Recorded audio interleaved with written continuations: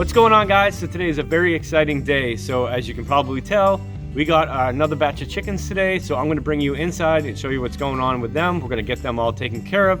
And then I'm going to be sitting down and talking to you about what we have planned and what's going on with our chicken situation. And we'll go from there.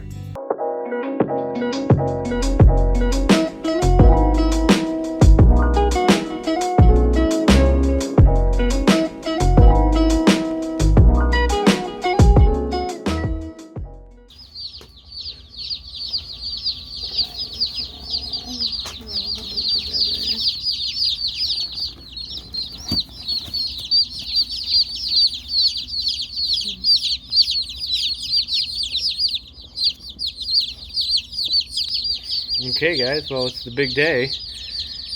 Our second round of chickens. So we got 26 straight run chickens down here, and we have 6 pullets that we ordered. So we're going to be keeping 6 of the pullets that we ordered and 2 of the roosters out of the straight run. So we're going to go ahead. They've been at the post office for quite a while.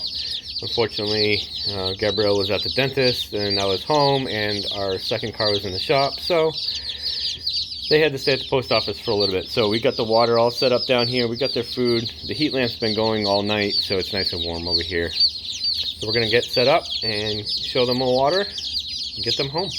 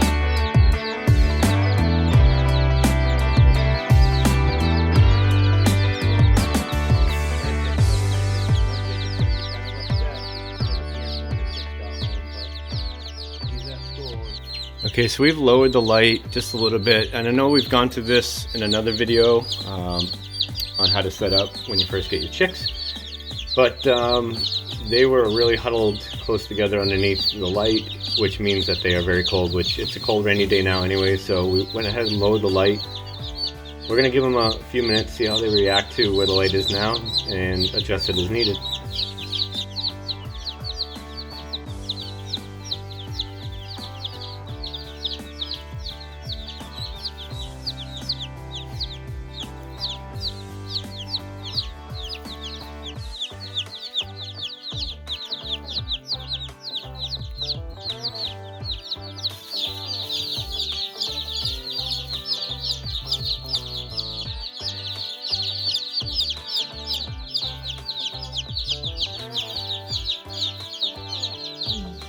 They did huddle underneath that light right there for about 2 hours. I did end up lowering it, but they were pretty cold. You can tell their feet were kind of chilled. And the cardboard box that they actually came in was kind of wet, which is really strange. The post office apologized. I don't even know how that happened, but kind of unfortunate. But hey, the good news is they're all here. They're all really happy, and we didn't lose a single chick.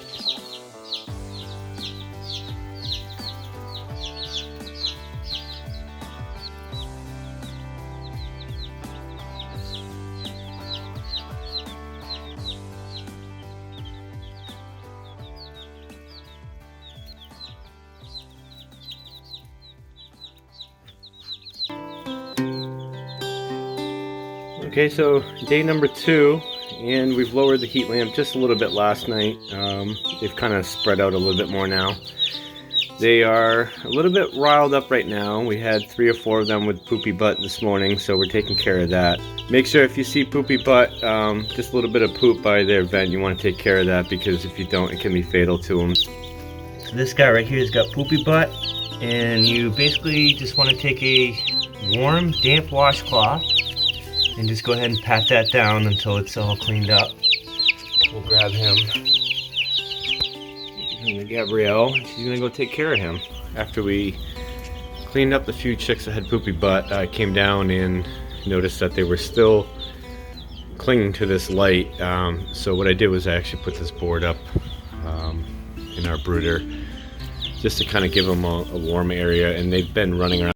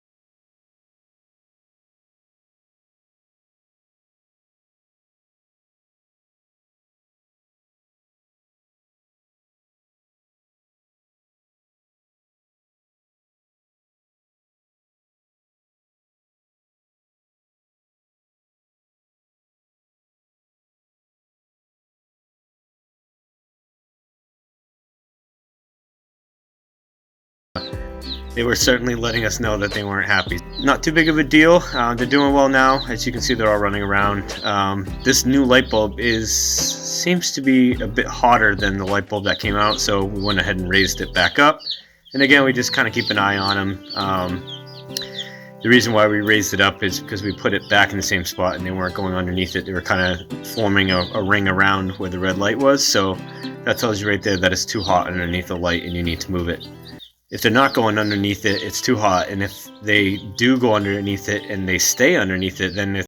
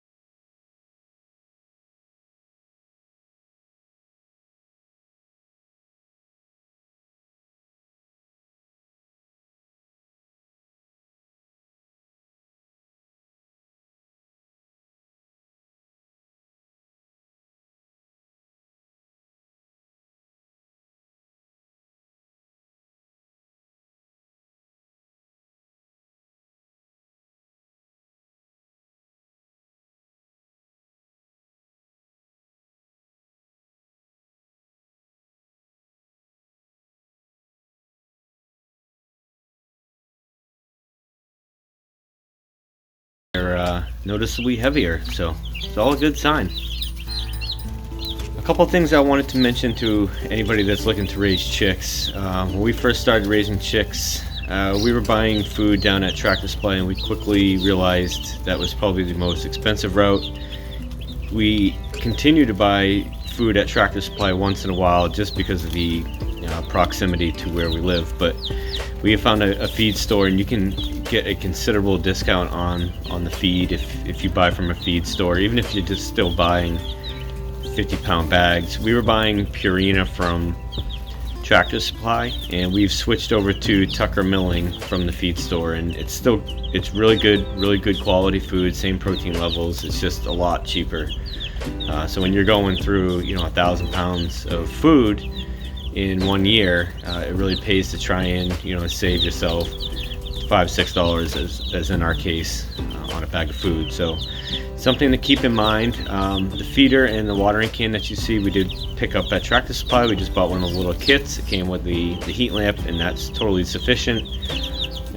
Once these chicks are about a week to 2 weeks old, they're going to want more than the blue feeder that comes in the chick starter kit.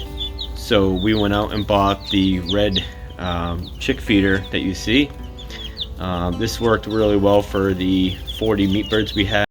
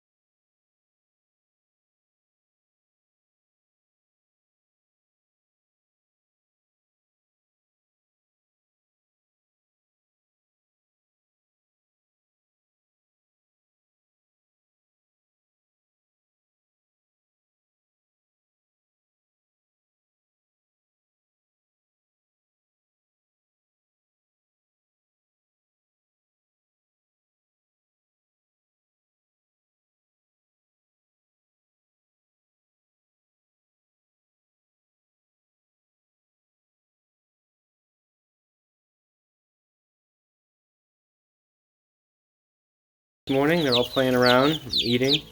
We did end up losing one chick last night, the one chick that we thought was not doing too well, so we took care of that one last night, but the other one seemed to be doing fine. We are still having to clean Poopy Butt, which is different than the last batch of chicks we had. The last batch of chicks we had this size were the Red Rangers, and now there's a couple of reasons why they could be having the pasty or Poopy Butt, whatever you want to call it. The first reason is they're switching over to solid food now. As you can see, they're all eating vigorously, and they're going through quite a bit of food. So as they switch over from their yolk storage to medicated crumbles, they can experience the pasty butt. The other way that they can experience it is going through a stressful situation like a severe temperature change or just any sort of really stressful event. So it could be a combination of both for us. They're switching over to food right now, and we did have the issue with the heat lamp, but we're overcoming it. They're doing really well. We're just keeping on top of cleaning them up and making sure everybody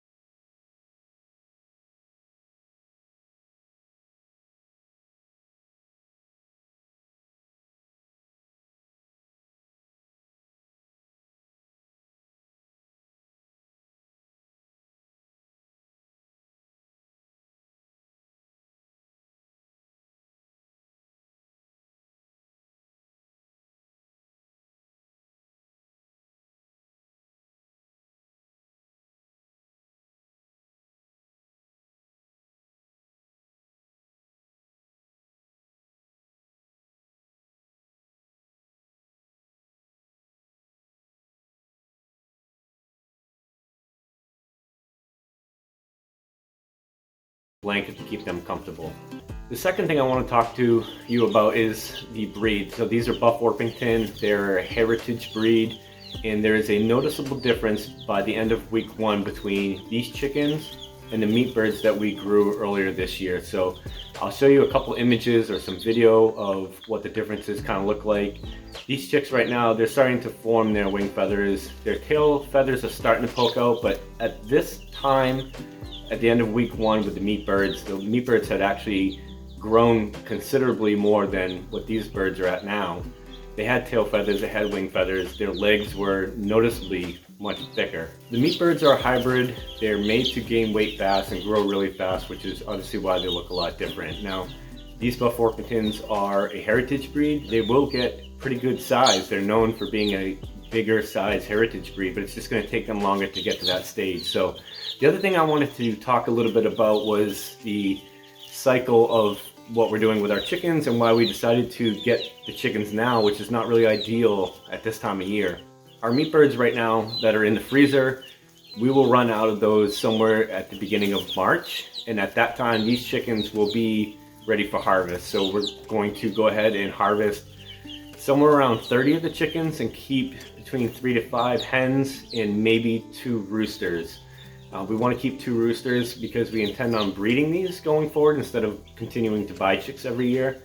And if you keep 2 roosters, you can kind of control the genetics of the offspring, and then you can kind of extend the time that you have that batch of chickens that they have to actually breed. So you don't want inbreeding.